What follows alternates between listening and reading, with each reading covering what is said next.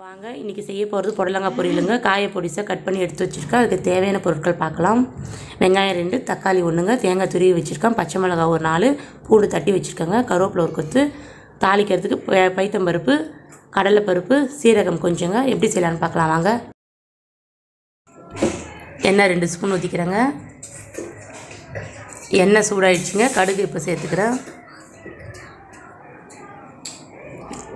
கடுகு பொரியுதுங்க. 1/4 ஸ்பூன் சீரகம் சேர்த்துக்கிறேங்க. கடலைப்பருப்பு 2 ஸ்பூன் சேர்த்துக்கிறேங்க. பைத்தம்பருப்பு 1 ஸ்பூன் சேர்த்துக்கிறேங்க.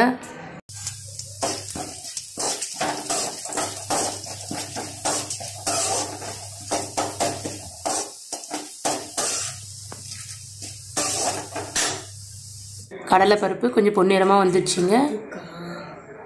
இப்போ கருவேப்பிலை சேர்த்துக்கிறேங்க. தட்டி வச்சுருக்க பூண்டு சேர்த்துக்கிறேங்க. பொடிசாக கட் பண்ணி வச்ச பச்சை மிளகாய் சேர்த்துக்கிறேங்க. நல்லா வறுத்துக்கிறேங்க.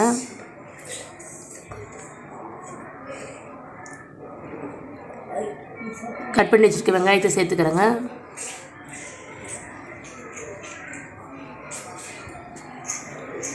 வெங்காயம் நல்லா வதங்கட்டுங்க.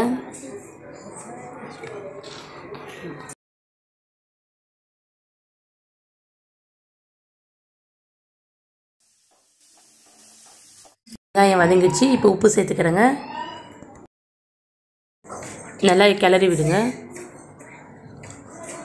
உப்பு கரையிட்டுங்க.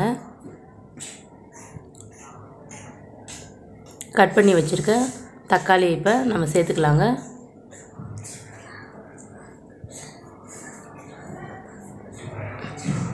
தக்காளி நல்லா வதங்கட்டுங்க. மஞ்சள் தூள் 1 சிட்டிகை சேர்த்துக்கிறேங்க.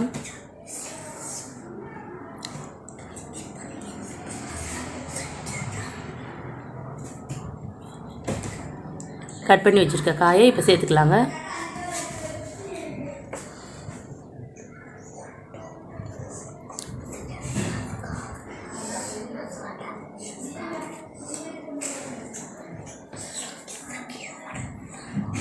நல்லா கிண்டி விட்டுக்குங்க. காயை நல்லா கிளறி விட்டுக்கிறேங்க.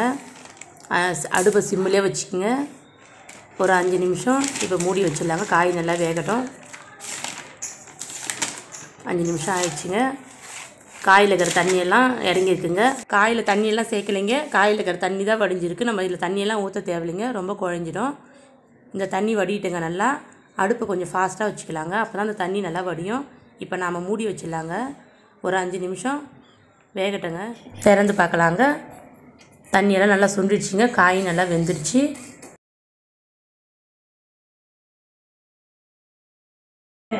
திருவி வச்சுருக்க தேங்காவை இப்போ நம்ம சேர்த்துக்கலாங்க. புடலங்காய் கூட்டு ரெடி ஆயிடுச்சுங்க.